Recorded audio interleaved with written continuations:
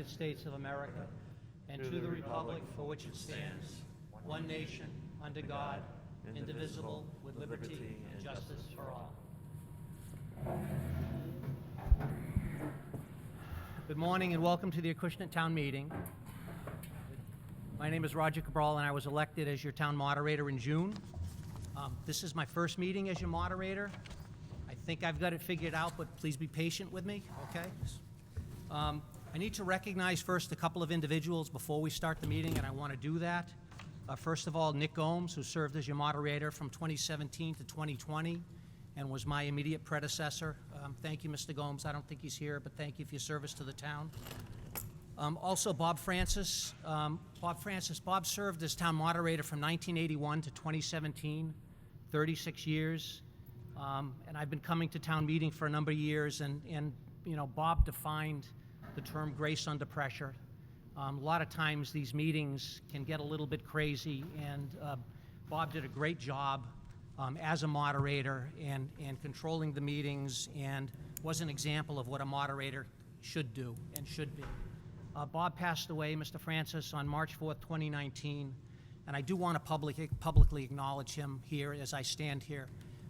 You know, the other thing I'll say is, you know, coming to town meeting for perhaps the last 20 plus years, you know, when I was getting ready for this meeting, I just kept thinking in my head, how did Bob do this? How did Bob Francis do it? And he continues to play in my head as I stand here. So just do want to acknowledge him. I want to thank also Evelyn Boulay and Nick Gomes, who are currently working on a plaque for Mr. Francis, and also working with Old Colony, getting a podium constructed in his memory.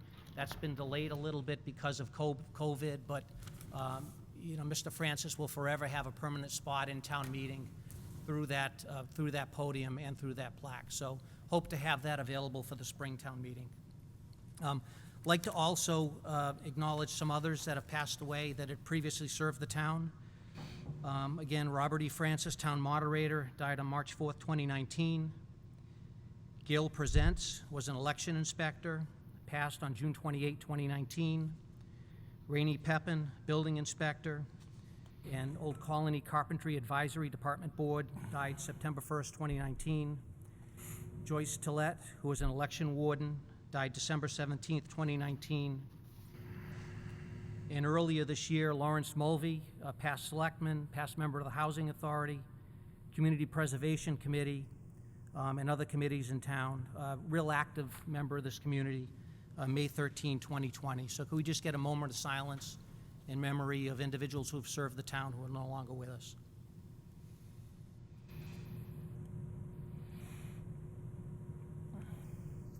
Thank you. I've been informed that a quorum is present, and because of COVID and the impact of COVID, the quorum's been reduced from the normal 75 to 10, which is why, although we have a very good turnout, I'm pleased with the turnout. I've reviewed the return of the warrant, attesting to the fact that the warrant has been appropriately distributed in accordance with our bylaws. Big picture, this is your meeting. We're coming together. This is all about you, and your participation in the meeting is encouraged. Just want to run through some rules and the process for this meeting. I will not be reading warrant articles word for word. I'll be summarizing them to you. You've all got the warrant in front of you. If you don't, there's a copy available at each door, so you know, feel free to grab a copy. If you want to address an article, please line up behind the microphone here, obviously socially distanced. We're going to be cleaning the microphone between each speaker, but this is the spot you can address any article. At the microphone, please identify yourself, provide your name and address. I'll say also you have the absolute right to understand what you're voting on. A lot of these articles are written in a language that's not clear. If you don't understand what the article says, please ask. If you don't understand, it's likely others don't understand. Feel free to come to the microphone and ask to have the article explained to you. We will talk as long as we need to talk about any particular article, but once the conversation begins to get redundant, I reserve the right to encourage the end of comments. All these comments are through the moderator. When you approach the microphone, you're speaking to me. Purpose of that is to try to control the conversation and to try to not have people going back and forth at each other. Obviously, when you're speaking to me, other people can listen. That is acceptable. And finally, all votes are final. We vote and we move forward. In past practice, we do not consider prior votes here.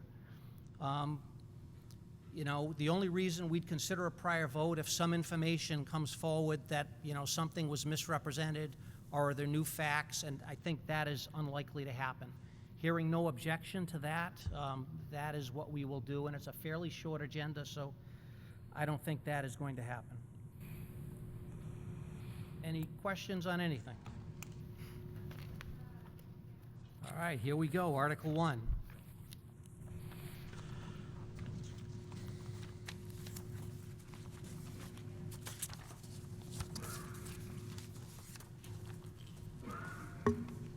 Article 1, to see if the town will vote to appropriate, borrow, or transfer from available funds an amount of money to be expended under the direction of the school committee for the accelerated repair project at the Acushnet Elementary School for the partial replacement of the existing roof located at 800 Middle Road, Acushnet.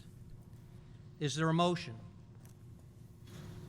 Mr. Moderator, I move that the town of Acushnet appropriate the amount of $2,570,759 for the purpose of paying costs of the accelerated repair project at the Acushnet Elementary School for the partial replacement of the existing roof located at 800 Middle Road, Acushnet, Mass. 02743, including the payment of all costs incidental or related thereto, the project, which proposed repair project would materially extend the useful life of the school and preserve an asset that otherwise is capable of supporting the required educational program, and for which the town of Acushnet may be eligible for a grant from the Massachusetts School Building Authority, MSBA, said amount to be expended under the direction of the school committee.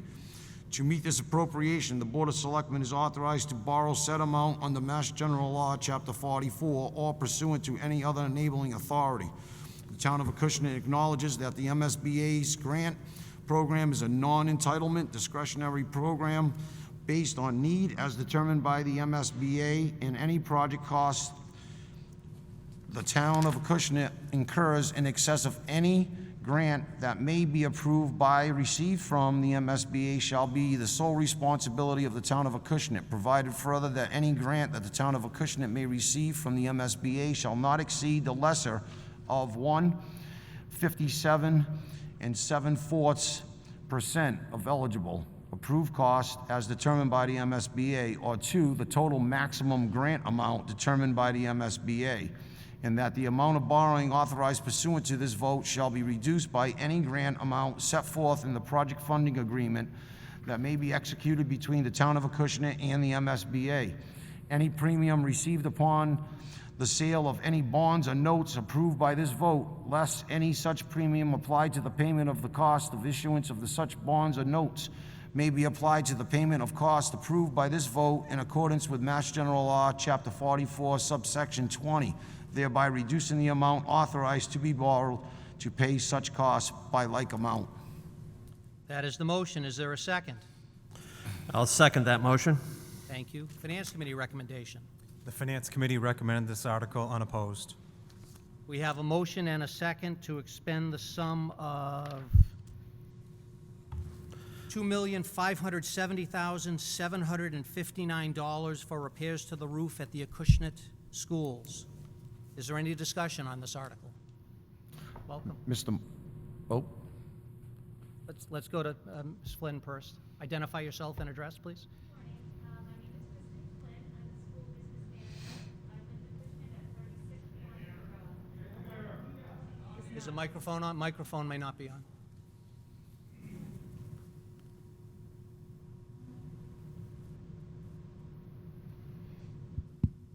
That's it. Okay, good morning, everyone. Thank you. I'm Kristen Flynn. I'm the school business manager, and I'm also a resident of Acushnet for over 45 years. I was educated in these school buildings myself.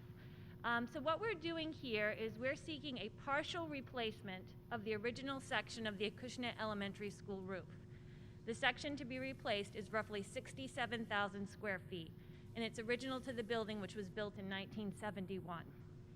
So it's almost 50 years old, and it's more than surpassed its useful life and is right now on borrowed time. Over the past 3.5 years, the school department and the town of Acushnet has spent roughly $27,500 repairing the elementary school roof. The town has been accepted into the Massachusetts School Building Authority's Accelerated Repair Program. The MSBA has identified as our project as one of the most needy and has approved funding the project at 57.74% of eligible costs, leaving the town to support the remaining 42.26%. MSBA requires that all participating towns approve an appropriation for the entire project budget. Once approved, the town will be eligible to submit requests for reimbursement for proposed project costs. This is a wonderful opportunity for the town to receive this grant of more than 50% to replace our elementary school's roof. We ask for your support of this important project. Thank you. Thank you, Mrs. Flynn. Mr. Gaspar, you had something? Yeah, ladies and gentlemen, this is going to be, the Board of Selectmen have spoken with the town administrator and the town finance department, and this is not being done through a debt exclusion. It's being done through a borrowing, which we anticipate paying for through our solar revenue capital expenditure fund. So it will not be a debt exclusion. Your taxes will not go up due to this roof replacement. That's the objective of the Board of Selectmen. Town administrator in the finance department has said that we would have sufficient funding to pay this back. We're gonna, once it's all said and done, we're gonna borrow over 15 years. It'll cost us roughly $85,000 a year to pay for this roof. So at this point, there is no anticipation of paying for it through a debt exclusion. Thank you, Mr. Moderator. Thank you, Mr. Gaspar. Any other discussion? Okay, seeing none, let's put it to a vote, and this requires, because it's a borrowing, it requires a 2/3 vote. All in favor, please raise your hands. Any opposed, please raise your hands. I'm going to call that vote unanimous. I don't see anyone opposed. Let's call that a unanimous vote. Thank you. Article 2, to see if the town will vote to raise and appropriate transfer from available funds or otherwise provide a sum of $15,750 for the purpose of funding the preliminary actions needed to prepare the 2021 to 2020 to 2031 Town of Acushnet Master Plan. Is there a motion? Yes, Mr. Moderator. I move that the town vote to transfer the sum of $15,750 from free cash for the purpose of funding the preliminary actions needed to prepare the 2021 through 2031 Town of Acushnet Master Plan, as well as all other costs incidental and related thereto, under the direction and authorization of the Board of Selectmen. All is set forth in Article 2 of the November 14th, 2020 special town meeting warrant. Is there a second? Finance Committee recommendation. The Finance Committee recommends this article unopposed in the amount of $15,750. Okay, so we have a motion and a second to expend $15,750 to update our master plan. Is there any discussion? Mr. Centerezio. Yes, my name is Mark Centerizio. I live at 22 Lake Street, Acushnet, Mass. I am one of 5 members of the planning board. I'd just like to talk about Henry. Henry's been a town planner for over 10 years. He does a fantastic job. He's been flat out for the last 2 years. Full slate of projects, including subdivisions, solar projects, grants, etc. Operating with a secretary on and off. Our secretary, Donna, had heart trouble. She needs a pacemaker and some more heart surgery, so she will be not be doing her job. Henry's been taking that over. Put together our last master plan, the first one since 1964. The master plan has been widely implemented and has real impact on Acushnet, including projects like the new police station, town hall renovation, library renovation, solar development, 10 permitted to date. Rezoning created business commercial districts, industrial districts, and residential village district. Comprehensive waste management plan. Creation of the Acushnet River Historic District. These are big and important projects that were authorized through the master plan thanks to Henry for successfully leading us there. It's time to write the next plan. We are lucky to have Henry on the staff and prepare for the next 10 years. Thank you very much. Thank you, Mr. Centerezio. Mr. Moderator? Get this gentleman first, please, and then, I'm sorry. Can you hear in the back of the room? The acoustics okay? No, I get a yes here or no there? No, general? We got some no's? All right, so could we, thank you. Hold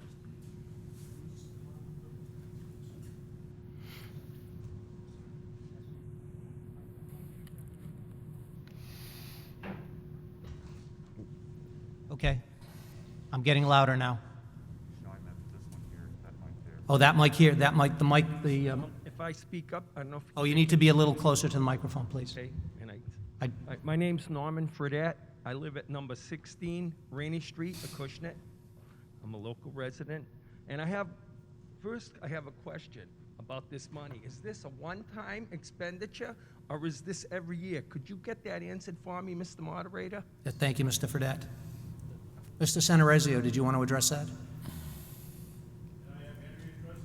Absolutely. Well, actually, Mr. Moderator, I believe it's $15,750 times 2. It's a one-time expenditure of close to what would that be? $32,000, split up over 2 years. So that's the longer-term plan, but we're only approving 15,750 today, correct? That's correct. Thank you. But the total for the project, as it was explained to me, it's a 2-year project, $15,750 for each year. After the plan is developed, this fee is no longer charged to the town. So it's just for the master plan. But we have a planning board. Now, doesn't the planning board... do some Mr. of Fredette, this? closer to the Oh, microphone. I'm sorry, we have a planning board and I know we have a town planner. It just seems like the town planner gets paid. I believe the planning board doesn't get paid, as when I served on the Board of Public Works, we didn't get paid. But I believe they don't get paid. I just see, since I moved into this town in 1994, my taxes were $1,700 a year. Now they're over $7,000 a year. It's going to be the cost of a mortgage the way it's going, and we're spending money and spending money and spending money.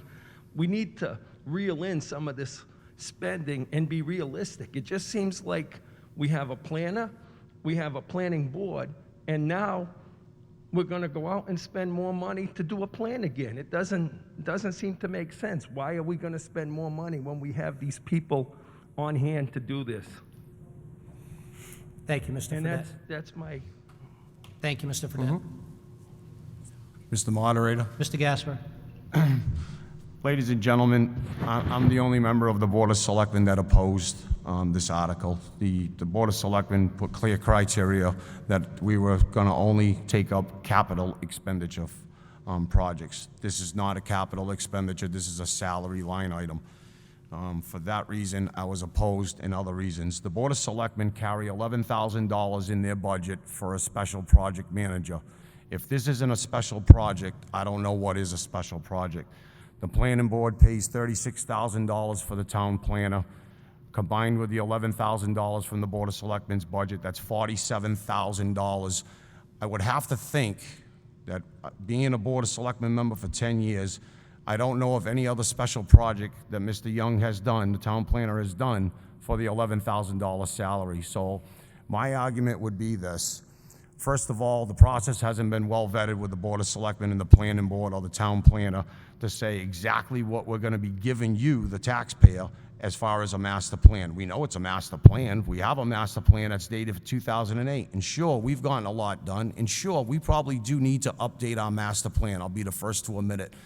But I would think that all of the taxpayers in Acushnet deserve the right to know what is it exactly that we're getting. Let it go through a vetting process through the Board of Selectmen meetings with the town planner, with the planning board.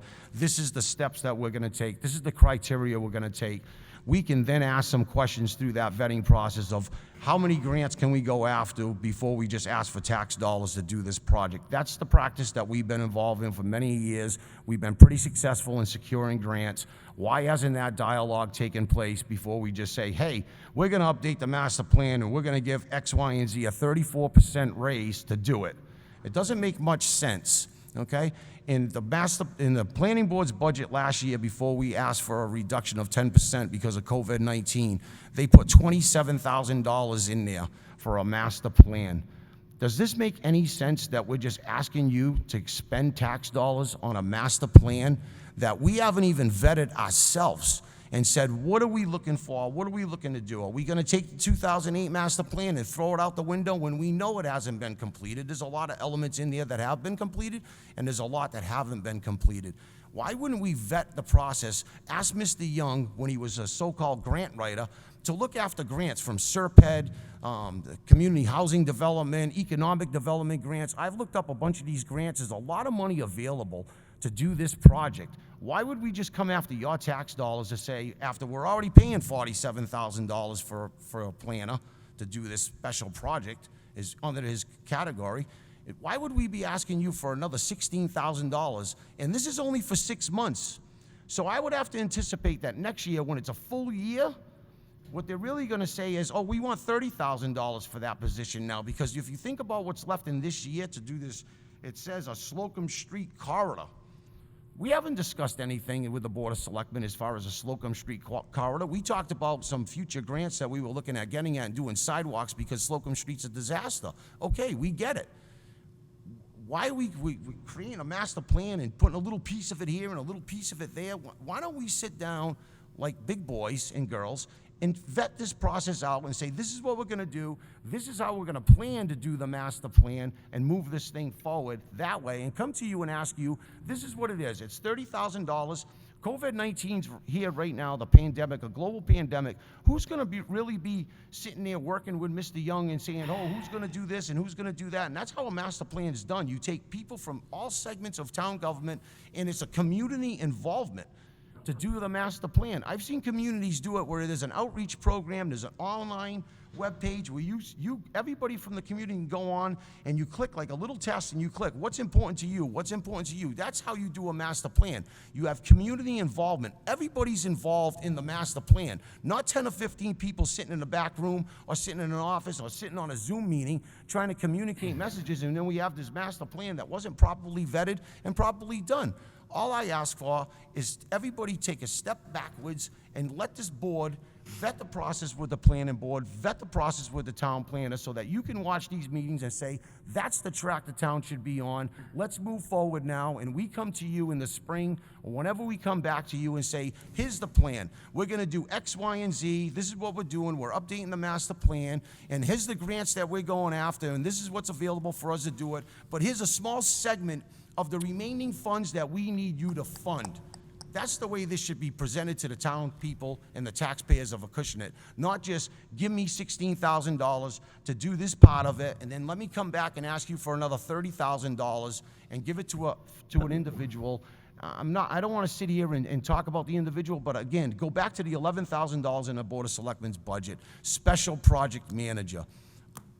What have we gotten for a special project manager? That's a simple question that I've asked. We're circling around again, so. Thank you, Mr. Gaspar. Yes, sir.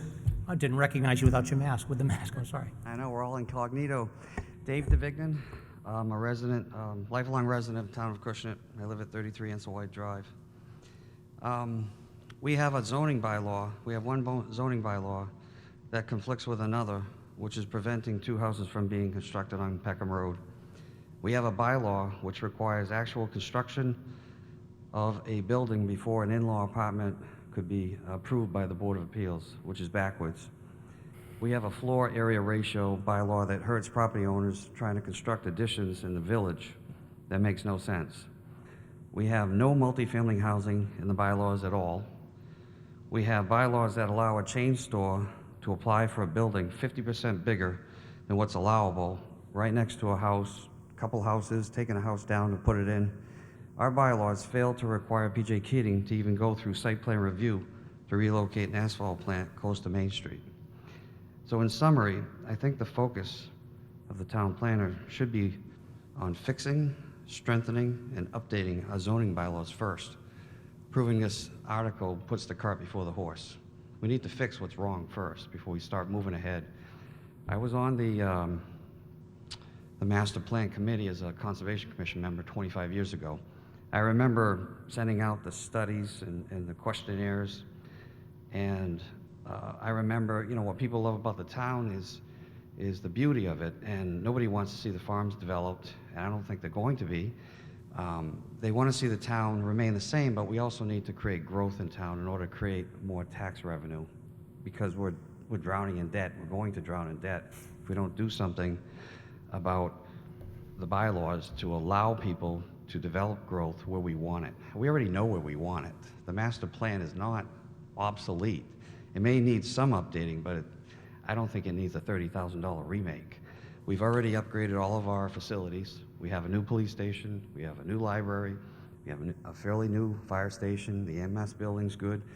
I mean, we know a lot about the master plan that's already been set aside, so I think this might be premature to approve this article now, especially given COVID coming. This is not ending for the next year.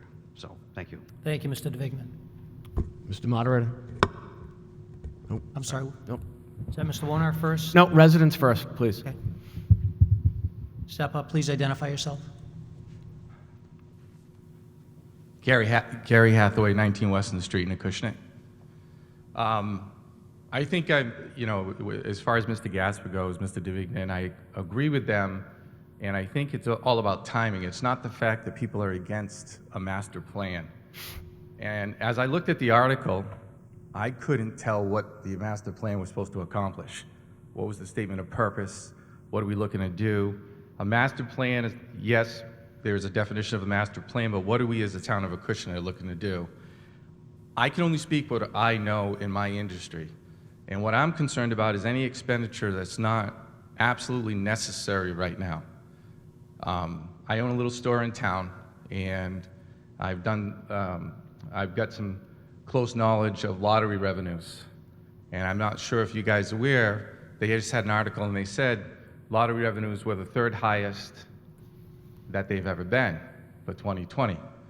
But that means 2020 is just like your budget in your state.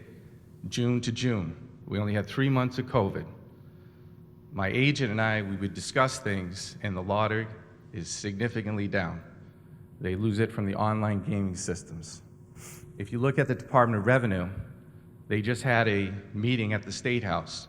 Department of Revenue was talking about a $2.7 billion to $5.3 billion shortfall. Now they have a $2.5 million room in there because they do not know what's going on. They do not have an idea, and they usually don't do that.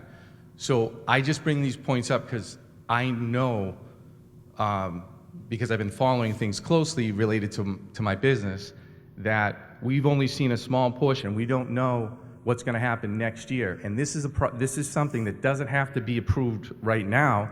We can push this to the spring, and let's see what's going on with what's happening around us. Let's not spend money we don't have to until you see what 2021 has to bring. Because I'm nervous, and I hope everybody else is nervous, because again, we only saw 3 months. There's a lot of information coming out right now that we're really going to have, is really going to get real tight. So thank you. Thank you, Mr. Hathaway. Mr. Wojnar.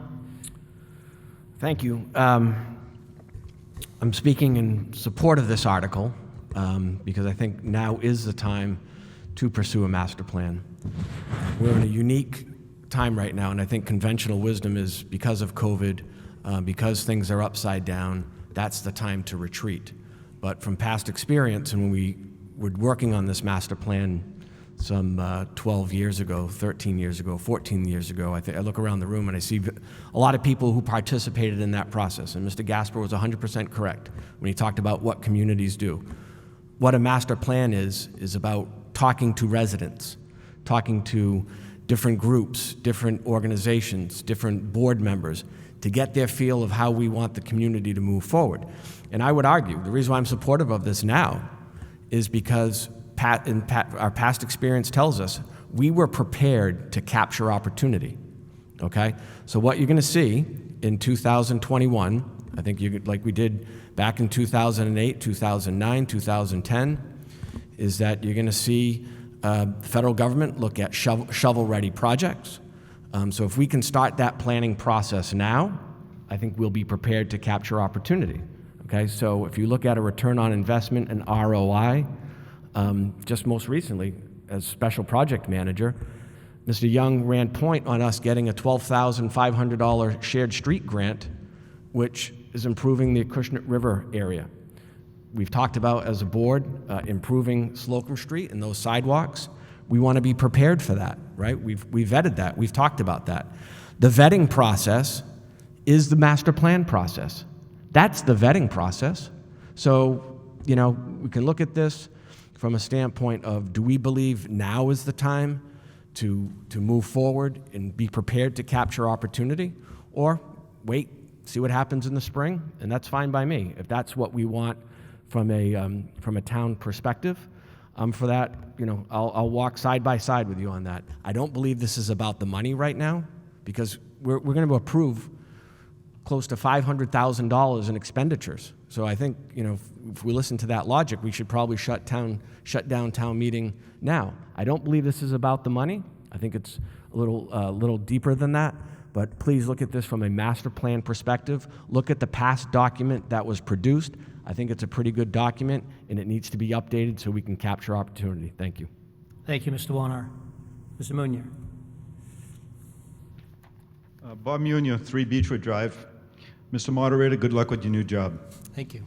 I have some concerns about this, because when you put money on a table like this gentleman, whoever is the planning board member or the planner, they're under contract, if I'm not mistaken, for a certain period of time. So they are getting paid to do a job, just like everybody else is getting paid to do their job in town.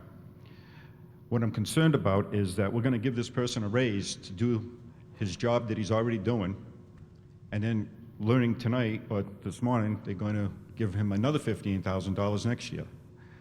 How is this going to fit into his pension plan when the time comes? This is going to be a long process for us to maintain if he does retire in a short period of time or even a long period of time. His pension could be based on these numbers also.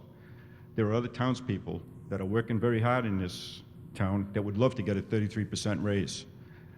Me as own, I just don't see this working. Not at this time, not as the gentleman before me stated during this COVID issues. We got to take care of some other issues in town, along with health that's kind of taken over this whole country, and we need to address those issues right now. Thank you. Thank you, Mr. Munier. Any other discussion? Mr. Moderator?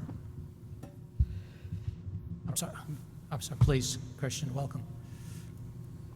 Christian D'Souza, 46 Laura Keene Ave. What I'm hearing today sounds very familiar to meetings that I've attended roughly 10 years ago. It seems like we're kicking the can down the road again. This Slocum Street work, this was discussed 10 years ago, maybe even longer than that. And we're right back to the same thing, and now we want to throw more money at it again. How many times are we gonna throw more money and see if it sticks? It seems redundant to me. We're not getting anything for our money. There's a lot of projects in this town that are just not being completed. So I agree with Mr. Gaspar, 100%. Thank you. Mr. Moderator, I would like to add, right here, Raj. Voices coming from everywhere. Go ahead. I'm sorry, Mike. Mike Boucher, Vice Chair, Finance Committee. Originally, when our committee met with regards to this, we met via Zoom meeting, and these meetings have been pretty challenging, not meeting in person. Since we originally voted this unanimously, and with additional information that has come to light since our meeting, I was originally for it. I'm actually opposed to this right now, spending this kind of money on this article. I think this is something that definitely can wait until the spring. There's a lot of uncertainty right now. If we have any more lockdowns and businesses are affected, people are going to be affected financially. And spending additional money, I don't think is prudent at this time on this article. Thank you, Can I let Mr. Howcroft go first, because you've spoken already? Thank you. Thank you, Mr. Boucher.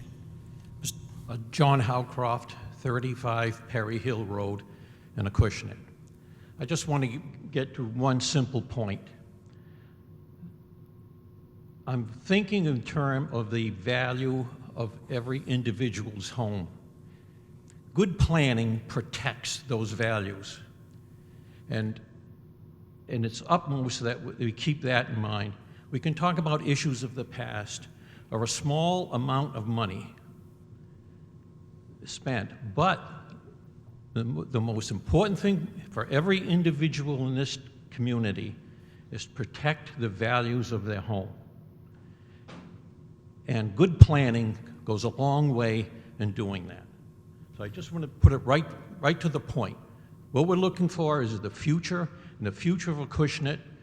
We've had good planning in the past based on the past master plan, and we have to continue. And there are a lot of issues that are coming, and even a previous speaker spoke about some of the zoning problems that we have. But good planning will redesign even new zoning bylaws and put a focus on that. So I really urge the passage of this article. Thank you. Thank you, Mr. Howcroft. Mr. DeVigna, thank you for your patience.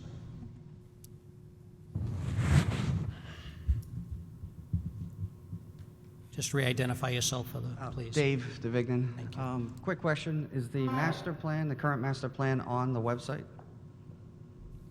Can anyone address that? Mr. Centerezio? I don't know. Can we get an answer to that question in this room? Is the current master plan on a website, our website? That was the question. Well, I went to the website so that I could study it for this article. I couldn't find it. It's not there, So okay. if it's that important, why isn't it on our website so the general public can see it, the residents that are paying for it? Thank you. Thank you, Mr. DeVigna. Mr. Moderator, I'd just like to make just a point to the folks so they have the full picture. We've talked about the salary of the planner, just so we understand. It's not a full-time salary. The average full-time salary for a planner is somewhere in the $70,000 to $80,000 a year range. So that's what a full-time planner earns. We do not have a full-time planner in Acushnet. So what this project does, what this master plan and what this expenditure does, it goes towards a dedicated project, a dedicated effort, and then we'll sunset. At the end of 10 years, at the end of 2 years rather, it goes away, and then you wouldn't revisit this for another 10 or 12 years if the town so desires. So I just want to make that clear, that we do not have a full-time planner on board, and that the reason why there's an $11,000 line item under the Board of Selectmen's budget as a special projects manager is that at the time when the planner was hired, the Board of Selectmen wanted to have some degree of oversight of that position. So really look at that more as an accounting issue, okay? And so when members of the Board of Selectmen technically, as if he was, Mr. Young was under the umbrella of just the planning board, he's a planning board employee. But with that designation as special projects manager, it's semantics. It's a way for the Board of Selectmen to have some oversight over that position. So when Mr. Gaspar or Mr. DeRoche or myself call Mr. Young, we have some degree of oversight versus now we have no say over, say, what happens in the Board of Health or in the Board of Assessors. So that's why that looks like that. I just wanted people to understand that's why. So we can change the name from Special Projects Manager to Town Planner, and we have shared custody, but it's really more of an accounting issue versus, specific projects. Thank you, Mr. Wojnar. Mr. Moderator, could I Is there please- any other discussion? Can I Mr. please Gaspar? have a moment to address that comment? Sure. The town planner is absolutely on the books as a full-time town planner. In our wage and classification study that I have right here, this big book, it clearly states he works 10 hours a week for the Board of Selectmen's special project manager position and 30 hours a week for the town planner position. I went to payroll. I spoke with my town administrator. He is on the books as a full-time employee. He accrues vacation time, personal time, and sick time just like anybody else. So he is considered a full-time employee, which really made me a little bit angry. As far as what town planners make, I have a copy here that I went online and copied. 10 highest paying cities for town planner jobs in Massachusetts. I'm gonna give you number 1, Cambridge, $70,297. The lowest paying one, these are the 10 highest paying city for town planner jobs in Massachusetts. Brockton, $62,316. Those are the 10 largest, highest paying cities in the Commonwealth of Massachusetts. So, if he's at $47,000 now, you give him $16,000 more dollars, he's somewhere around $63,000. He would be considered one of the highest paying town planners in the Commonwealth. It's right here. I mean, that's part of our due diligence that we should be doing. So A, he is gonna be overpaid for what work we're getting out of him. I don't know how he's classified as a full-time employee when he has full-time employment elsewhere. Doesn't make any sense. Mr. Moderator. Thank you, I'm sorry, Mr. DeRoche. You know, we're taking this, we have a motion in front of us that will be under the direction and authorization of these 3 people right here, myself included, or these 2 and myself, the Board of Selectmen. Okay, we're making this a referendum about a town employee and his salary, which I think is very narrow-minded concerning this motion. This is a motion about the future of Acushnet, not about what we pay employees, because we can sit up here all day and talk about, well, this guy's making so much money. Holy crap, you know? And then it's all our perception of how much money we're making. But that's not the point of this motion. This motion is about the future of Acushnet and where we want it to go. And I think $15,700, when we're gonna sit here after this and vote another $5,600,000 to be spent, to be a futile argument to not pass this motion. Thank you. Thank you, Mr. DeRoche. I think we've had some pretty good discussion, both for and against this, so is everybody ready to vote on this? I think we've had some pretty good discussion, so. This requires a majority vote, so all in favor of Article 2, please raise your hands. All opposed? Show of hands, motion fails. Thank you all. Ms. Moderator, I'd like to say I enjoyed seeing democracy at work here today. Thank you, Mr. DeRoche. Yeah, more of it, thank you. I got to go back to the beginning because, as I said, this was my first time and I've realized I skipped something. We've got a bunch of people sitting in front of you and I neglected to point them out and have them introduce themselves. So I strike one to the new moderator. Let's start here and we'll go across and jump to the front table. Ms. Eichmann. Yes, I have no microphone. You have no microphone. John Eichmann, Town Council. John Eichmann, Town Council. Oh. David Wojnar, Board of Selectmen. Kevin Gaspar, Chairman of the Board of Selectmen. David DeRoche, Board of Selectmen. Mrs. Labonte. Do you have a microphone? She's on the mic. Pam Labonte, Town Clerk. Melissa Fogg, Town Accountant. Julie Hebert, Town Administrator. Mike Boucher, Vice Chair, Finance Committee. John Howcroft, member of the Finance Committee. Bob Ferrer, member of the Finance Committee. Thank you all, and I reserve the right to make additional mistakes here today. Article 3, to see if the town will vote to transfer from the Capital Expenditure Fund a sum of $15,000 for the purpose of vehicle refurbishments for the Fire EMS Vehicle Fund. Is there a motion? Mr. Moderator, I move the article as written in the warrant. Is there a second? Second. Finance Committee recommendation. The Finance Committee recommends this article unopposed in the amount of $15,000. Okay, we have a motion and a second to transfer from the capital expenditure sum the sum of $15,000 for vehicle refurbishments to the Fire EMS vehicle fleet. Is there any discussion? Mr. Moderator, I'd just like to inform the public that we've been refurbishing. The town meeting approved like $35,000 last year, $15,000 for this one. And based on what I know and what I see at the fire department, I believe that the town people will be asked to fund more for our fire and EMS because we need it. For equipment that's outdated, that is. Thank you, Mr. Thank you, Mr. Moderator. Gaspar. Any other discussion?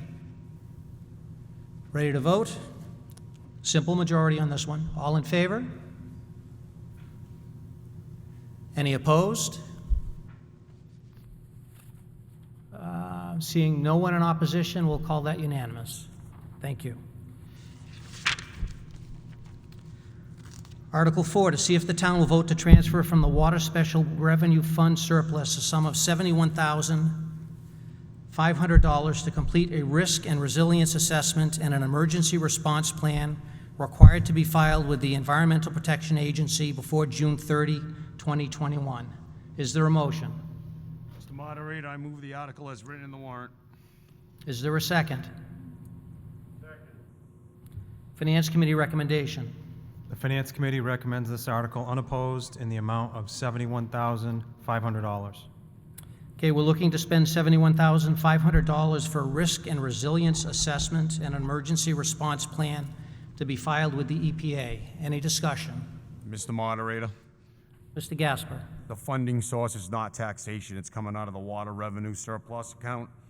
I don't know if the motion doesn't say anything about that. The EPA, It does not. I'm going to try to do my best to explain this. It's been hit, the board has been hit with this in the last couple of weeks from the DPW. The EPA is now have new mandates on risk assessment and reduction of drinking water and wastewater utilities. Drinking water and wastewater utilities face threats from man-made and natural disasters to aging infrastructure. To prepare for the next emergency, you must understand your risk. Start by conducting a risk assessment to find out where your utility stands. And further, it says, what does a risk and resilience assessment include? Natural hazards and malicious acts, all hazards. Resilience of water facility infrastructure, including pipes, physical barriers, water sources and collection, treatment, storage, and distribution, and electronic, computer, and other automated systems, monitoring practices, financial systems, and operational maintenance.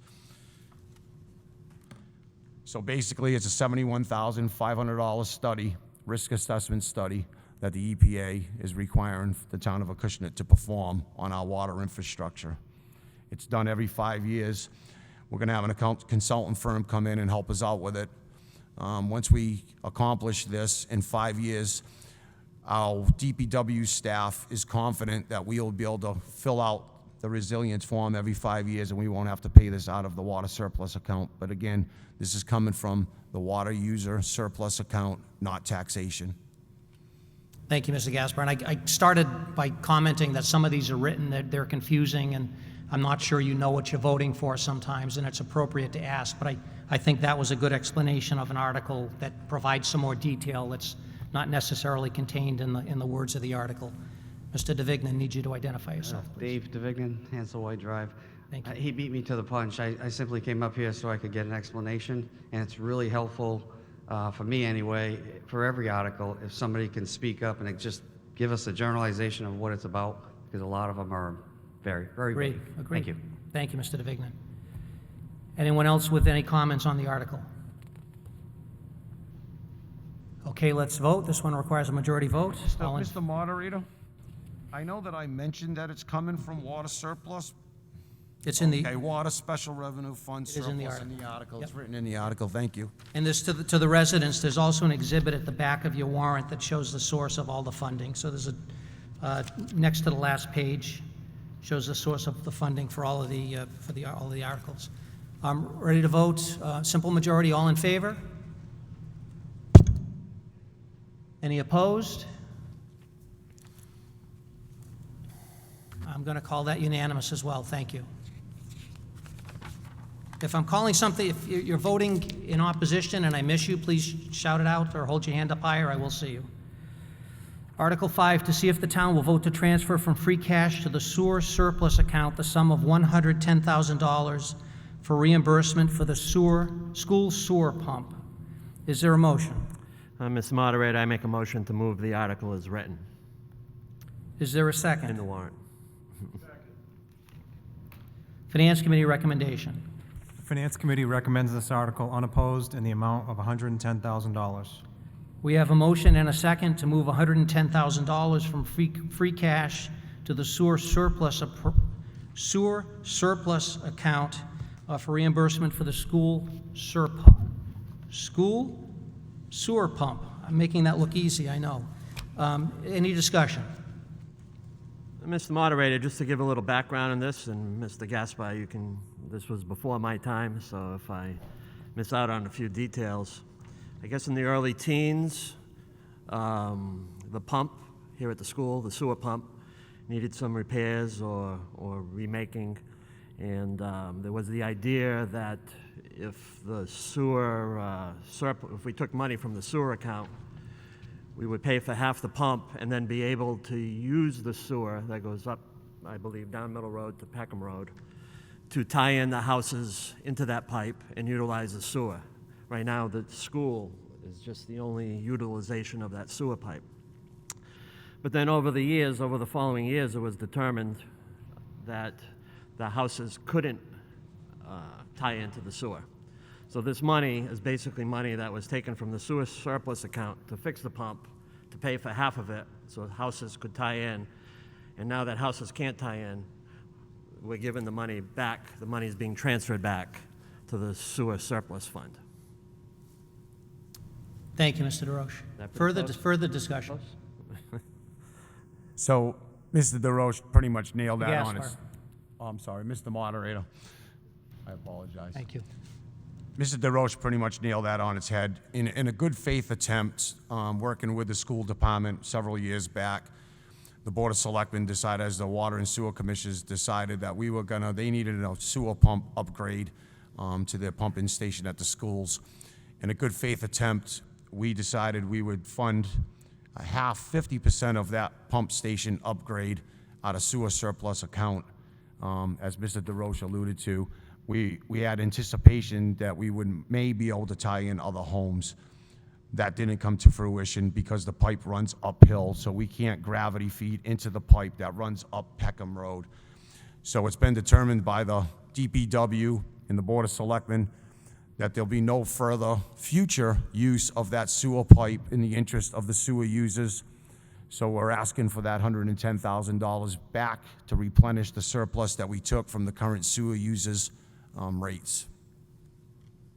Thank you, Mr. Gaspar. Yes, sir. Step up. Yeah, hi, Norm Fredette again. My question is how did you determine that the taxpayers that live on Peckham Road where this line runs, that line wouldn't service them too? I think that if we're going to spend money on pumps, or we're doing it, we should put enough higher pressure pump that these folks should tie in, because septic systems today aren't $2,000, $3,000 anymore. You're talking maybe $10,000, $15,000, $20,000. If you need a pump system, can be even more. The people that live on them streets that have small lots should be able to have access to tie into that line. And if we're going to spend this kind of money, we should be looking out for the people on the road. I'm for this pump upgrade. I think it's a good thing, but we need to do it so that all these people on Peckham Road that don't have good drainage in their yard and their septics are going to be very expensive should be able to tie in. Thank you. Thank you, Mr. Fredette. I understand what he's saying. I don't think we need to respond to that. That's really sort of outside the scope of this, but I think that is a valid question that should be addressed. I know we had the quick response, Mr. Gaspar, if you want. Yeah, so the engineering firm that we use in the town of Acushnet determined that we could tie into that pipe several years ago, only to determine later on in time that it wasn't feasible, because you know what doesn't run uphill, it goes downhill. And that pipe on Peckham Road is sloped to this, so you would have to, it can't be gravity fed, because anything that enters that pipe is going to flow back down towards the schools, and the last thing we want is sewerage in our schools. So we determined that that pipe will never be tied in. It could be tied in depending on other pumping stations to be tied into the pipe, but not the current pumping station at the schools. Thank you, Mr. Gaspar. And we want to help as many residents as we can to tie into sewer. Thank you. Mr. Rocha. Robert Rocha, 20 Nyes Lane. Just to clarify, this sewer work has already been finished, right? This is just a transfer of funds. Yeah, we updated the pumps. Mr. Menard, I think he might be out in the back in the audience. I hate to misspeak, but I believe it's 2 pumps that we have inside the school system. Somewhere out here, you'll see like a little building. That's where the sewer pumping stations are. So we upgraded those pumps with more capacity. We had problems with the old pumps, and we upgraded those pumps, and it was just determined by the engineering firm that, no, you're not tying into that pipe because it's gravity fed and everything's gonna flow back towards the schools, and we determined that that wasn't possible. So there are ways around sewering that area and putting in more pumping stations, but it would be additional cost to those projects, and we'll be exploring those with the CWMP that we passed in 2016. Mr. Menard? Dan Menard, 32 Moses Lane, DPW Director. Actually, Kevin he answered before I got up here, so the problem with that, we did fix them pumps that are in there. The engineering firm did say that we could tie into that at that time. They did some further study on it, and we would have to put a whole nother pump station halfway up for that pipe to go into the city to take the sewage from the neighbors up there off of Peckham Road. Thank you, Mr. Menard. Any other discussion? Okay, ready to vote? This is a majority vote. All in favor? Any opposed? Seeing no one in opposition, we'll call that unanimous. Article 6, to see if the town will vote to raise and appropriate or transfer from available funds the sum of $275,000 for the purpose of purchasing a loader, including all costs incidental and related thereto, for use by the Department of Public Works. Is there a motion? Mr. Moderator, I move that the town vote to transfer the sum of $275,000 from free cash for the purpose of purchasing the capital items as described in Article 6 of the November 14th, 2020 special town meeting warrant. Is there a second? Second. Finance Committee recommendation. The Finance Committee recommended this article unopposed in the amount of $275,000. We've got a motion and a second on an article to spend $275,000 for the purpose of purchasing a loader for the DPW. Is there any discussion on the article? Yes, sir. Good morning. Robert Bernardo, 829 Main Street in Acushnet. I've been working as a project manager for one of New England's largest construction companies for 22 years, and we have loaders that have over 18,000 hours on them, still run today, 40 hours a week. And I'd like to see is what are the amount of hours that these machines are working, what type of scope of work do they do, and is it worth investing this amount of money for a machine that probably only has 5,000 to 6,000 hours, I'm guessing? Thank you, Mr. Bernardo. Can anyone address that question? Mr. Menard, is that one you can take? Mr. Moderator, at our selectmen's meeting... Mr. DeRoche, thank you. Oh, I'm sorry. At our selectmen's meeting, I was told that the loader has 7,500 hours on it as of this time. Mr. Bernardo, that was 7,500 hours on the loader. Thank you. That's correct, Dan Menard, DPW Director. The difference between a construction company and a municipality is public safety. So the machine does have 7,500 hours. Can you rebuild them? Yeah, if you're in a construction company, the loader goes down, guess what? No big deal. With public safety, if it can't get out there in a snowstorm to open up the roads for ambulances, fire, EMS, that seems to be an issue. I've been here, I'm a lifetime resident, also in Acushnet. I've never seen a police car, ambulance, or fire apparatus rebuilt. Just for that reason. Thanks. Thank you, Mr. Menard.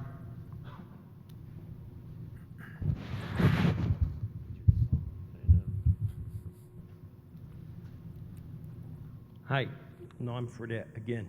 Anyway, I've been in the heavy construction industry for 43 years. I started part-time, and now I've been full-time since 1983. We own 3 loaders, and they all probably have over 20,000 hours on them now. We just rebuilt the transmission on one of our cat loaders. We did the job. We came in around $25,000. I heard on the selectmen's meeting they got an estimate of $50,000 to rebuild a transmission that was making noise. I think there's other avenues, and I'd even sit down with Mr. Menard. I'd like to explain to him where I've had my repairs done. A machine with 7,000 hours that's 18 years old puts on about average 400 hours a year.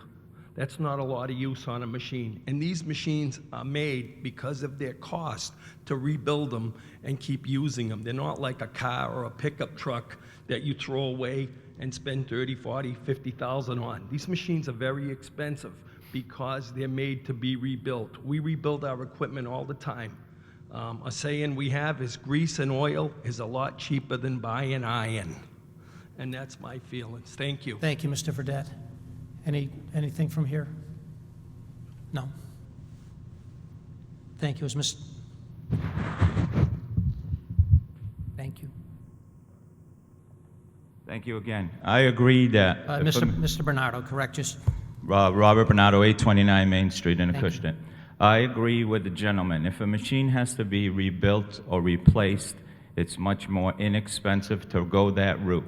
These pieces of equipment are made to last a long time. And with the hours that you had and the years like he just calculated, a 40 or 50 hours a week is really nothing. It really is.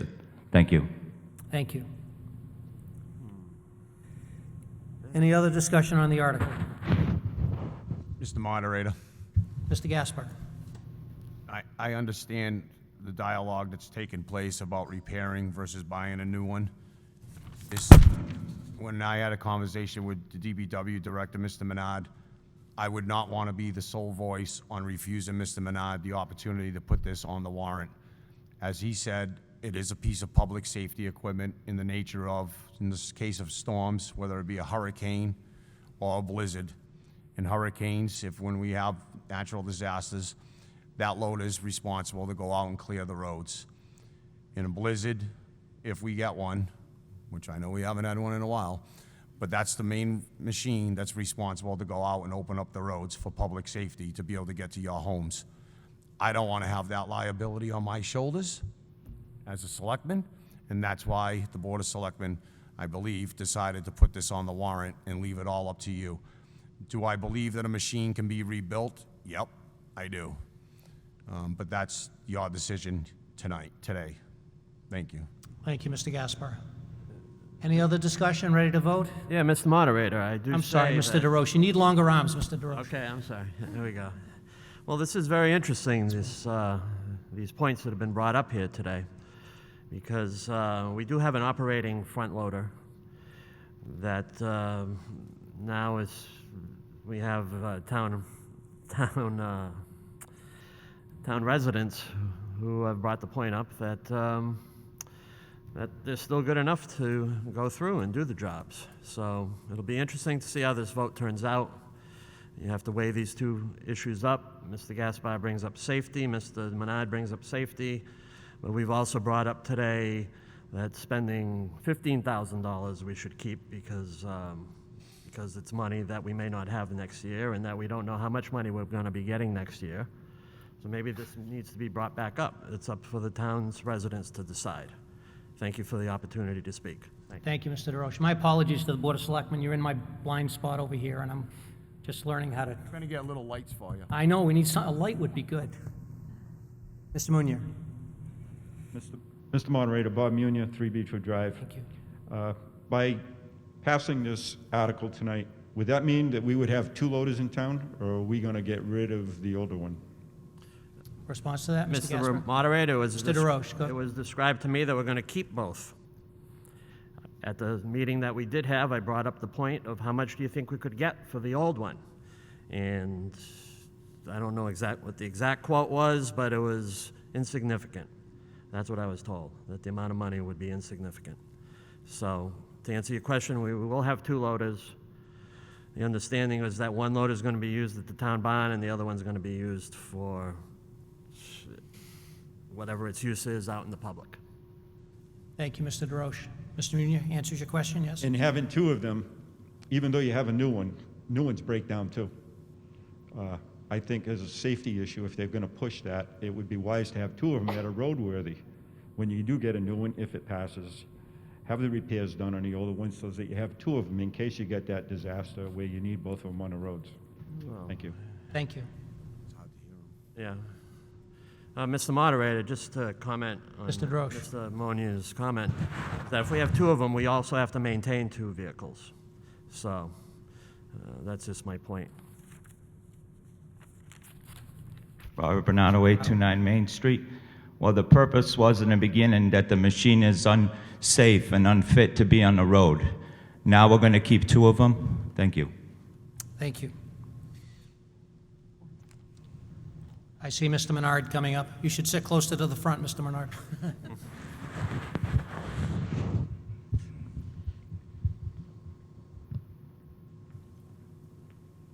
Mr. Menard. Dan Menard, DPW Director. That is not what we said. I did not say that loader was not capable of doing its job. I'm just saying we're taking a chance where it's getting older. It could be a possibility it breaks down. I do not want to take that chance. If the people want to take that chance, it's on them. That's what I'm saying.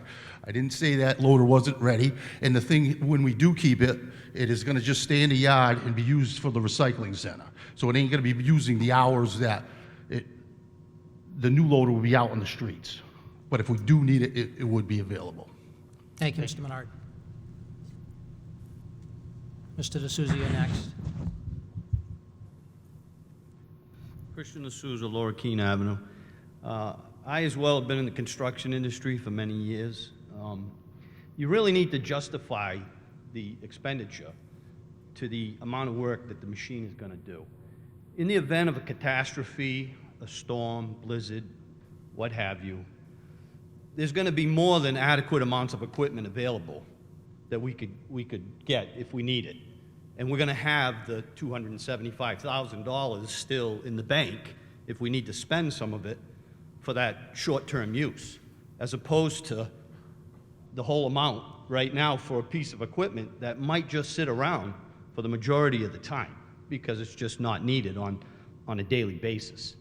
So you really got to balance it out. I mean, that's my perspective. Thank you. Thank you, Mr. D'Souza. Any other discussion?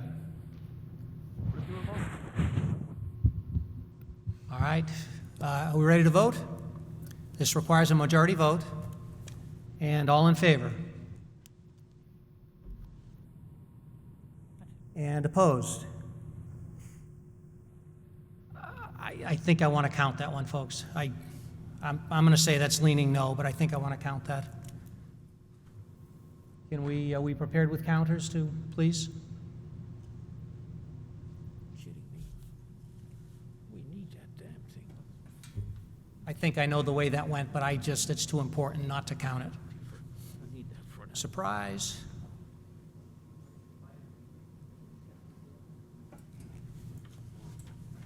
Got the money. Won't have it next year. Do we have any more counters? It's the two of you? Okay, so Article 6, all in favor, please raise your hand.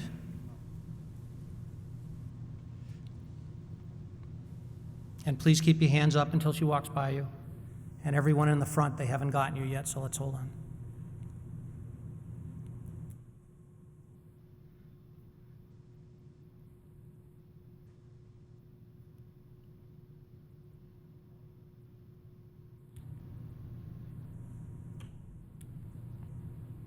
And also you got the back. All right, so back's all set. Let's get the front of the room, front table. People in the doorway, please.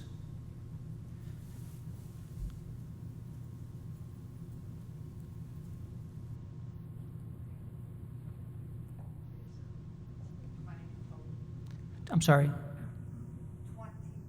20 between the two in favor. Okay. And that includes everybody up front and okay. Anyone opposed, please raise your hand. And hold them up until they walk past you.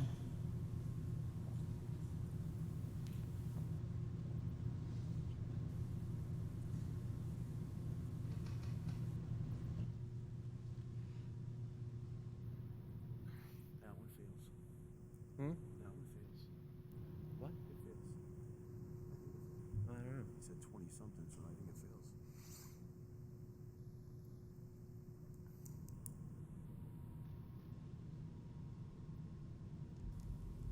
And there are votes up on the stage also on the front table, please. Let's oppose. Got one opposed up here as well.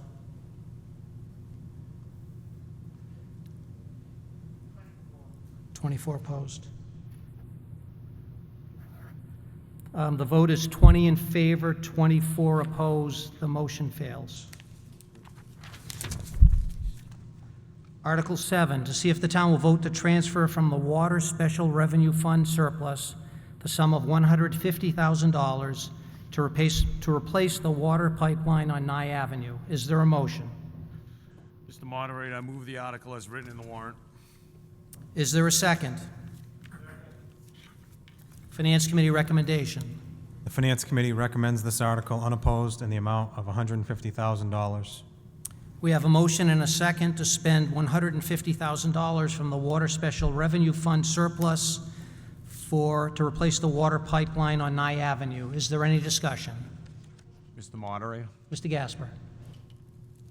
So, the Board of Selectmen took over the BPW back in 2014. We had the Water Department give us a infrastructure analysis report of where all our old infrastructure is. Unfortunately, we found a lot of pipe in the town of Acushnet that's aged over 100 years old, this street being one of them. We have put the DPW at task once again to see if we are capable of doing this kind of work in-house to upgrade our water infrastructure in the town of Acushnet. This is just one little sample, Nye Street, that we're gonna try to go in and replace the water mains. This particular infrastructure is 125 years old. Being one of the members of the Board of Selectmen and Water and Sewer Commissioners, that is unacceptable to me. So what we are trying to do is test our DPW to see if we are capable of doing water infrastructure and at what scope we are capable of doing it or perhaps not capable of doing it. We will save a ton of money doing this kind of work in-house. If we can't do it in-house, then the town of Acushnet will have to come up with a plan to outsource this water infrastructure upgrade. But I can't sleep at night knowing that some people have a 125-year-old water pipe feeding their homes. So we're trying to do everything we can now. We talked about it in the past. It was never moved forward, but now it's moved forward.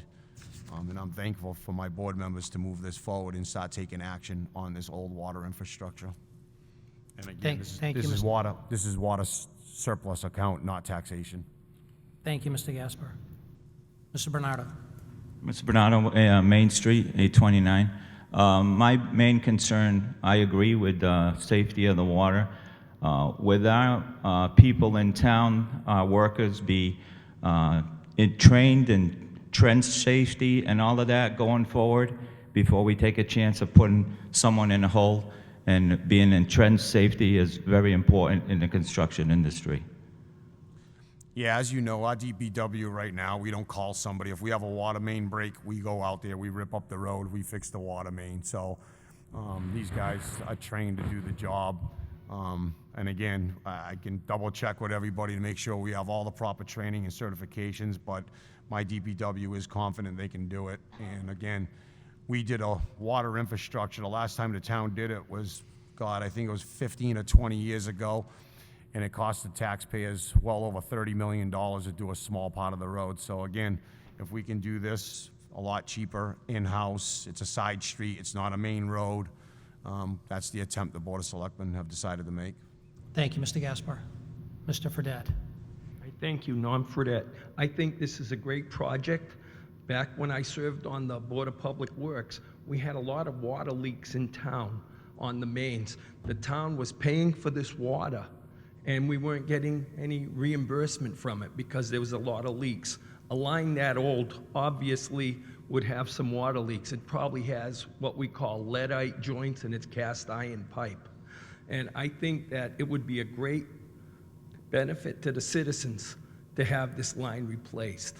And today we use ductile iron pipe, which is a steel pipe that's cement lined so it doesn't rust inside. It would be a tremendous upgrade to the water service. Thank you. Thank you, Mr. Fredette. Any other comments on the article? Ready to vote? This requires a majority vote. All in favor, raise your hand, please. Any opposed, raise your hand, please. I'm going to say that that passed with opposition. Just two comments first. Number one, I really appreciate and thank you all for the commentary at the microphone. I think it's so important that everybody participates in this process. So I think it's been really nice, the number of people that have come to the microphone to speak and, for and against articles. I think, that's encouraged. Number two, we need to show this young lady some appreciation for her work here, cleaning the mic after everybody's gone up. Thank you. Thank you. You've been busy. Thank you. Appreciate it. All right. Article 8. To see if the town will vote to raise and appropriate or transfer from available funds the sum of $60,000 for the purpose of purchasing a pickup truck with commercial utility cap. Is there a motion? Mr. Moderator, I move that the town vote to transfer the sum of $60,000 from free cash for the purpose of purchasing the capital items as described in Article 8 of the November 14th, 2020 special town meeting warrant. Is there a second? Second. Finance Committee recommendation. The Finance Committee recommends this article unopposed in the amount of $60,000. We have a motion and a second on an article to spend $60,000 to purchase a pickup truck for use by the Animal Control Officer. I didn't say that the first time. Any discussion? Mr. Moderator, Mr. Gaspar? this vehicle's a 4x4. The current vehicle, the animal control officer drives around is only a two-wheel vehicle. We've had numerous problems with her getting stuck, whether it be in farms, muddy spots, land, where she's going after animals and things of that nature, or in snow, getting stuck on the side of the road. I think the last thing anybody wants is somebody with a dog bite or a loose animal on their property, as our animal control officer can't make it to the site.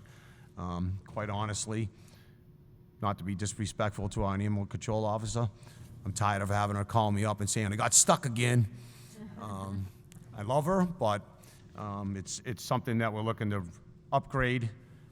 Probably, I know there's been some discussion about keeping this van of hers, but I would ask that we sell it, trade it in, whatever the case may be, and get some money off it. So I'm looking at this expenditure as it may not be $60,000. It could come in a lot lower with the trade-in value of her van. But hopefully, again, her being in public safety, I would like to have her the equipment that she needs and deems necessary to do her job properly. And she does travel outside of the community because she is an assistant animal control officer in other towns, and she coordinates with a lot of other towns and has to travel back and forth to other towns. So that's about all I can say. I know Ms. Tomlinson's here, so if she wants to say anything, that's fine.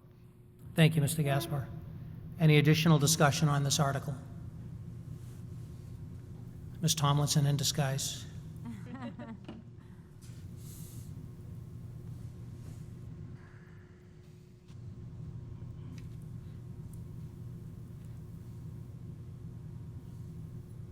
Rebecca Tomlinson, Acushnet Animal Control Officer. I thank you, Mr. Gaspar, and yes, that is the reason for asking for this four-wheel drive vehicle. I have gotten stuck many times on emergencies, and I need to be able to get out and roll when duty calls. I am on call 24 hours a day, and I also cover the town of Rochester, which is also agricultural, very rural, and I do a lot of barn inspections, and a lot of my barns are set back off the road, and I have gotten stuck numerous times. I have had to call a tow company to help me get out of situations, so it is a need for me to do my job. And the reason we're asking for the $60,000 is because of other items that I need to put in the truck to dress it up to be able to do my job. Thank you, Mrs. Tomlinson. Thank you. Other discussion on the article? Okay, let's vote. Majority vote required. All in favor?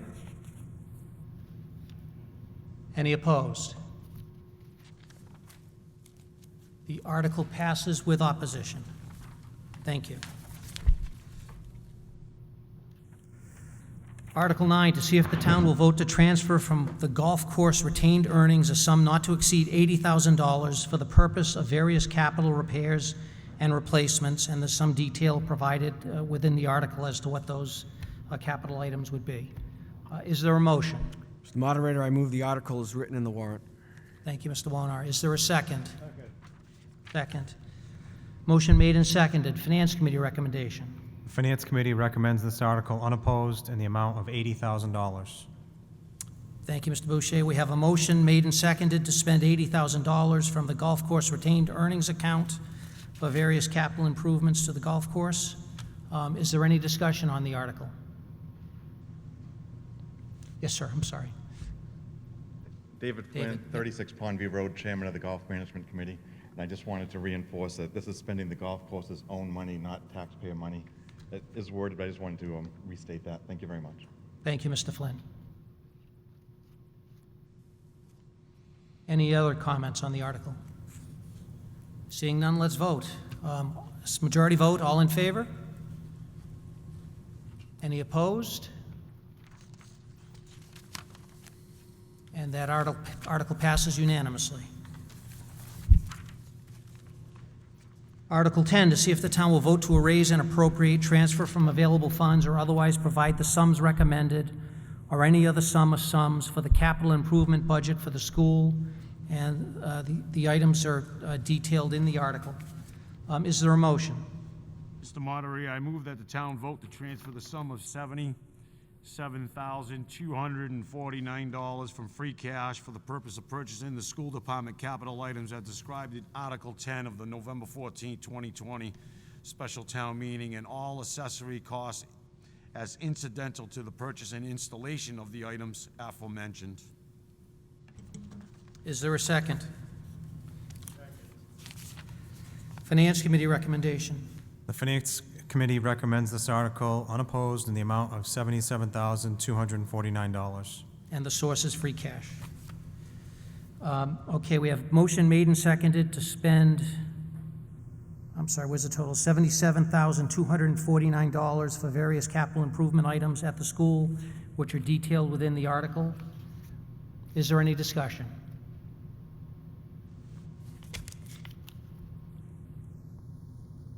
So Paula Bailey, Superintendent of Schools. Thank you, Dr. Bailey. In Acushnet, we currently have a green-rated curriculum for math, K-8, reading, 5-8, and science, 5-8. And that's been due to the support of the town. And when I say green-rated curriculum, I'm really talking about rigorous, robust, and aligned to state standards. Currently, we are in need of current green-rated curriculum for reading, pre-K to 4, writing, K to 8, and science, pre-K to 4, social studies, pre-K to 8, and benchmark assessments for reading and math. And we know we can't do all of this at once. But I don't have a history on Acushnet's curriculum, but I have noticed that the last curriculum purchase was at least 10 years ago for reading. Most districts have a curriculum cycle of 1 year for each content area, and this is definitely something that Acushnet must work towards to prepare our students with the content needed for them to achieve and be prepared for their future college and career readiness. Thank you so much. Thank you, Dr. Bailey. Any other discussion? Okay, let's vote. This requires a majority vote. All in favor? Any opposed? One opposed. Article passes with opposition.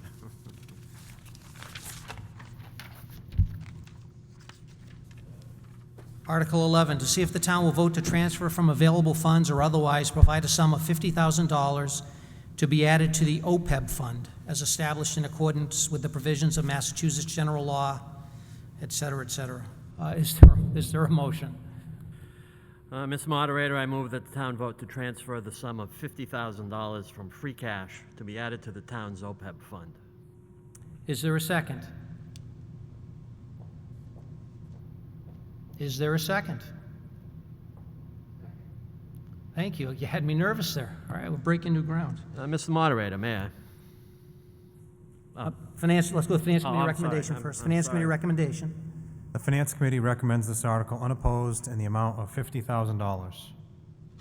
Thank you. We have a motion and a second to take $50,000 from available funds, I believe that from free cash, to fund our OPEB fund. Discussion. Mr. DeRoche. Yes, I'd just like to talk for a few minutes about what the OPEB fund is, if you don't know what it is. The OPEB means other post-employment benefits. Any town employee who has worked for the town and retires the town pays 60% of their health insurance forever, and their spouse. This year alone, the town paid $408,861 for the health insurance, the 60% of the health insurance for the retirees in the town of Acushnet. I guess back in 2016, the state came to the town and said, hey, you can't keep continuing to pay as you go. Because right now we take the money, the $410,000, say, because it fluctuates every year, we take it right out of your real estate taxes, right off the top, and that's what goes to pay for the health insurance.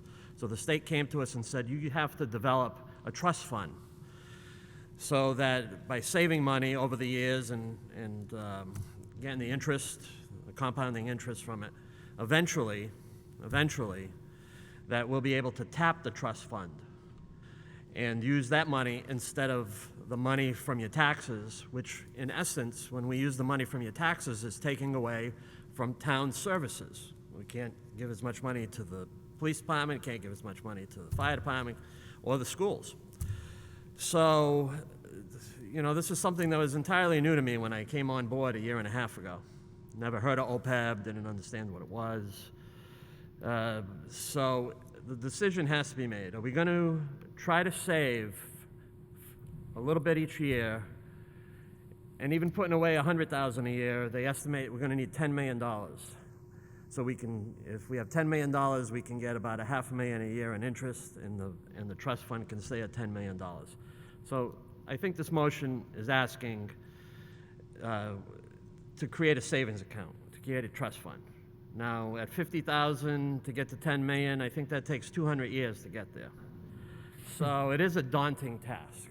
But what we're being asked is, once again, we're thinking about the future, even though that might be away, quite a distance away. So it's up to the voters today to vote whether we're going to keep funding this. We have about $300,000 in it now that we've put in since 2016. And what you're being asked is if we're going to keep funding it through the years to try to obtain the objective that we're trying to get to. Thank you. Thank you, Mr. DeRoche. Good explanation. Thank you.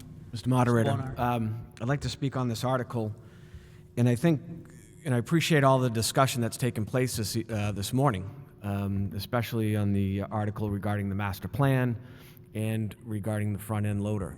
I think what I'm hearing from a number of the residents from you all today is that you're really concerned about the immediate and things that we might want to do to address the future might need to pump the brakes on. And so while I was supportive of this article in the past, and I have been in the past, it just seems to me that maybe the time is to pump the brakes on this one now, address it back in the spring, because that $50,000 might be very useful to us as we look to put together our budget during the typical budget season. So that'd be my opinion. Thank you. Thank you, Mr. Wojnar. Other discussion? Okay, seeing none, let's put it to a vote. This is a majority vote. All in favor of the article, please raise your hand. All opposed, please raise your hand. Motion fails. Thank you. Article 12, to see if the town will vote to transfer and appropriate the sum of $10,000 from the undesignated fund balance of the Community Preservation Act funds account and/or the fiscal 21 budgeted reserves of the CPA funds for the purpose of purchasing improvements and funding repairs to recreational equipment at the Pope Park Playground. Is there a motion? I'll make that motion. I move that the town vote to appropriate and transfer the sum of $10,000 from the Community Preservation Fund balance budgeted reserves for the purpose of purchasing improvements and funding repairs to recreation equipment at Pope Park Playground located at 96 Pope Street for open space and recreational purposes. Thank you, Mr. Senarizio. Is there a second? Second. I heard a second. Thank you. Finance Committee recommendation. The Finance Committee recommends this article unopposed in the amount of $10,000. We have a motion and a second on Article 12, which would spend $10,000 of CPA funds for improvements and repairs to the equipment at Pope Park Playground. Any discussion on the article? Mr. Moderator? Mr. DeRoche. Just for an explanation, CPA fund is Community Preservation Act, which it does say here, and it's derived from, we take 1.5% of your total real estate bill and put it into this fund. And this fund is used for purposes just like being described here, for the playground. It can be used for housing, for public housing. It can be used for recreation, I believe, and there's and town maintenance of buildings. Historic preservation, yeah. And historic preservation or town maintenance of buildings, like we use some of this money for the Parting Ways building to fix that up. So the 1.5% that's where it comes from. So that's what I just wanted to say. Thank you. Thank you, Mr. DeRoche. Any other discussion on this article? Okay, let's vote. Requires a majority vote. All in favor of Article 12, please raise your hand. Any opposed, please raise your hand. That passed unanimously. Thank you. Article 13, to see if the town will vote to transfer and appropriate the sum of $75,000 from the undesignated fund balance of the Community Preservation Act funds account and/or the fiscal 21 budgeted reserves of the Community Preservation Act funds for the purpose of improvements and cleaning efforts in the Lake Street lakes and adjacent recreational grounds. Is there a motion? I move that the town vote to appropriate and transfer the sum of $75,000 from the Community Preservation Fund balance budgeted reserves for the purpose of improvements and cleaning efforts in the Lake Street lakes and adjacent recreational grounds located on Lake Street for open space and recreational purposes. Thank you. Is there a second? Second. Thank you. Finance Committee recommendation? The Finance Committee recommends this article unopposed in the amount of $75,000. Article 13, we've got a motion and a second. We'll spend $75,000 for improvements and cleaning efforts in the Lake Street lakes and adjacent recreational grounds. Is there any discussion on the article? Mr. Moderator, I'm happy to explain this. Wojnar, I'm happy to explain this project again. Just to clarify, the funding source is already tax dollars that you are paying every year. You see the CPC charge. And one of the things that has been brought to my attention a number of times, and we've got a gentleman on the committee who can maybe speak to the water quality at Lake Street. But one of the things that we're looking to achieve, there's a Lake Street Improvement Committee, and what we want to do is clean up the water quality of the bodies of water on Lake Street. We want to make some safety improvements in the form of guardrails, signage, make things a little more safer for people as they traverse Lake Street, and in addition provide greater recreational opportunities. The long-term plan in a perfect world would be to clear brush around the shores, make things more accessible, more children-friendly, more family-friendly, and restore Lake Street to the former glory that it once was. As we took on this project, one of the things become really evident is that people in town would like to see Lake Street to become what it used to be. So with that's why we're supporting this effort, the Lake Street Improvement Committee. We have over, I think the number is over 14 people who have volunteered on this important project, and I want to commend Chairman Gaspar and Selectman DeRoche for their support of this as well. I think it would be a great opportunity for the community. Thank you. Thank you, Mr. Wojnar. No? Mr. D'Souza, do you have something? Christian D'Souza, Laura Keene. Who maintains ownership of the lakes right now? City of New Bedford. And have they granted us permission to do these improvements and so forth? And who's going to assume liability regarding this? Regarding what? Usage of the lakes. I'm sorry. Who would be ultimately liable for anything that was to occur if it's owned by the City of New Bedford? Are they still liable for, and are we just spending money to improve on, per se, the water quality that's going to benefit the City of New Bedford? Well, Mr. D'Souza, you raised some... I would just, Yeah, that's yeah. my main concern. I'm all for it. Okay, I great. am all for it. I've Good. been for it for years. I love that area. Right. But again, we don't retain ownership of the water, the lakes themselves.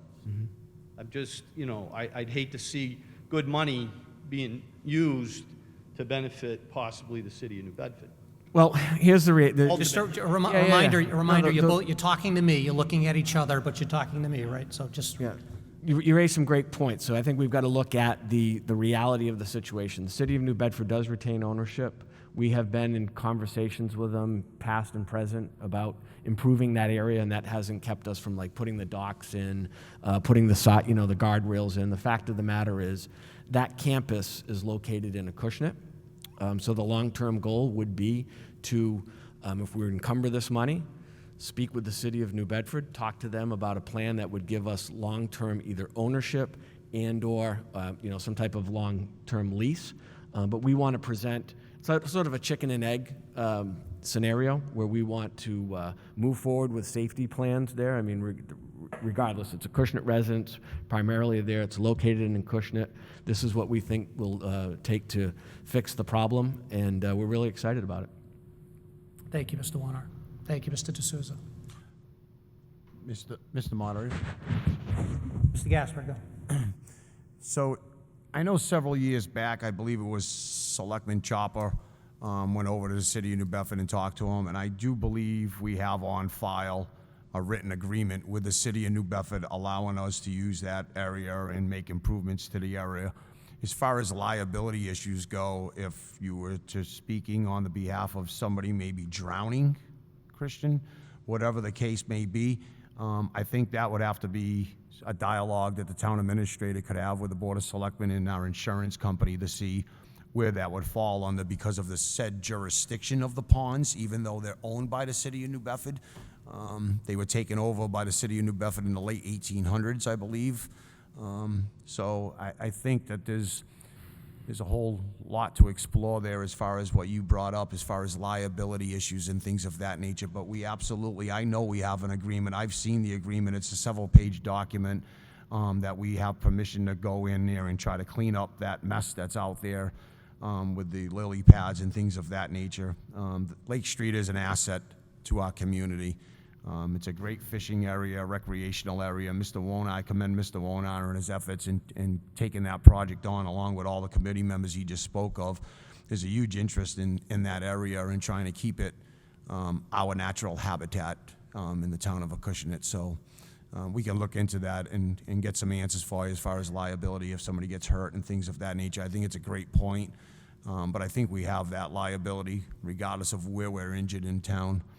If it's on town property, we do retain a lot of conservation and recreation area that people are allowed to go out on nature trails and walk on and things of that nature. So I think it would fall under that umbrella of liability. So we can surely get that information through our insurance company, how that would work out.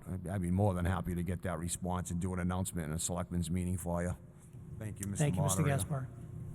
Mr. Fredette. Hi, thank you again, Norm Fredette. I want to give a little background about them ponds. Them ponds used to supply the water for the New Bedford Water Department years ago. And if you look, part of Acushnet has Conduit Street, which runs near Acushnet Avenue. It runs into New Bedford, and it ran down to between Cogswell and Washburn Street, where the old New Bedford Water Department was, and that was the supply of water. They no longer use that supply of water. They have Quiticus now, and they have all new pumping systems to pump the water out. I think that's a great plan. It's a great place for kids to go. We need to get them off the street so that they're not doing crazy things and getting themselves in trouble. The elders should teach them to fish and how to do things that are more relevant for them to become upstanding citizens. And I'm for that project. Thank you. Great. Thank you, Mr. Fredette. Additional discussion on the article. Mr. Moderator? Mr. DeRoche. I'd just like to say that I'm pretty sure that the town does own the small pond at the bottom of the hill where the house is up on the hill. So if you're traveling from Middle Road and when you start going up the hill toward Main Street on the right, there's a small, you could call it a swamp now, at the bottom there. That's Tom Davis Pond, according to old maps that I've seen of Acushnet. And I believe Acushnet owns that one pond. Plus, I'd also like to bring up that I believe last year you met with some representatives from New Bedford I concerning... did, yeah, I did. Yes. As chairman of the Board of Selectmen. Mhm. Yes, I did, Mr. DeRoche. Thank you. Yep. All right, very good. Appreciate it, thank you. Mr. Gaspar, go. I'm raising my hand in favor. Okay, well, we're going to call for, a vote first. Okay. Going to vote on Article 13. All in favor, please raise your hand. Any opposed, please raise your hand. I am going to say that that passed unanimously. Thank you. Article 14, to see if the town will vote and transfer, to see if the town will vote to transfer and appropriate the sum of $5,000 from the undesignated fund balance of the Community Preservation Act funds account and/or the fiscal year 21 budgeted reserves of the CPA funds for the purpose of improvements and cleaning efforts at the Acushnet Riverview Park located on River Street. Is there a motion? I move that the town vote to appropriate and transfer the sum of $5,000 from the Community Preservation Fund balance budgeted reserves for the purpose of improvements and cleaning efforts at the Acushnet Riverview Park located on Rivet Street for open space and recreational purposes. Thank you, Mr. Centerezio. Is there a second? Second. Thank you. Finance Committee recommendation. Finance Committee recommends this article unopposed in the amount of $5,000. Thank you. We have a motion and a second on Article 14, which would spend $5,000 of CPA funds for improvements and cleaning efforts at the Acushnet Riverview Park. Is there any discussion?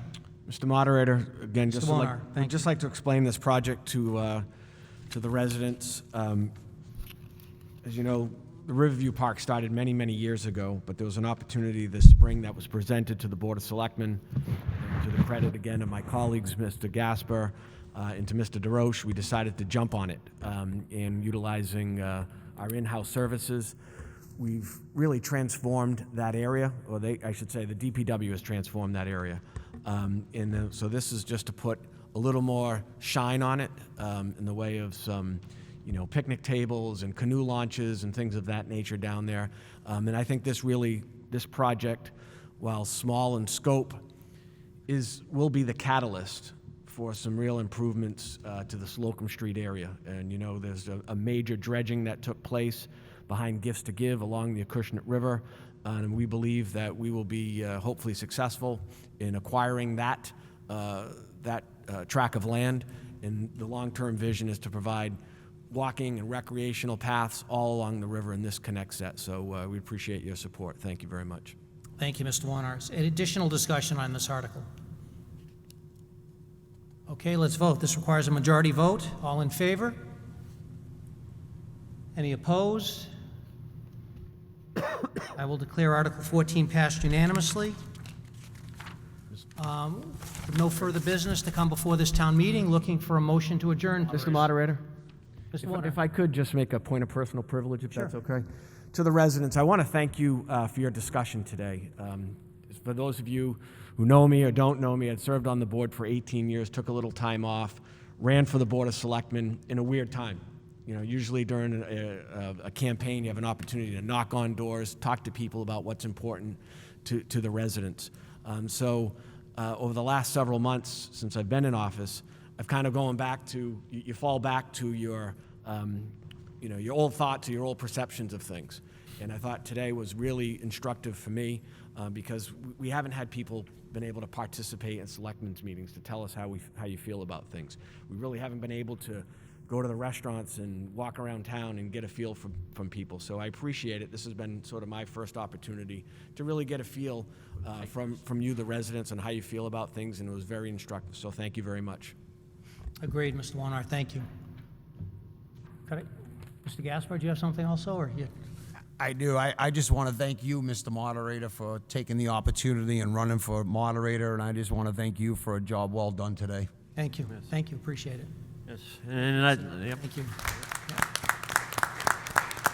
Thank you. All right, can we get a motion to adjourn, please? Thank you. Is there a second? All in favor? Aye. Aye. We are adjourned. Thank you all for coming.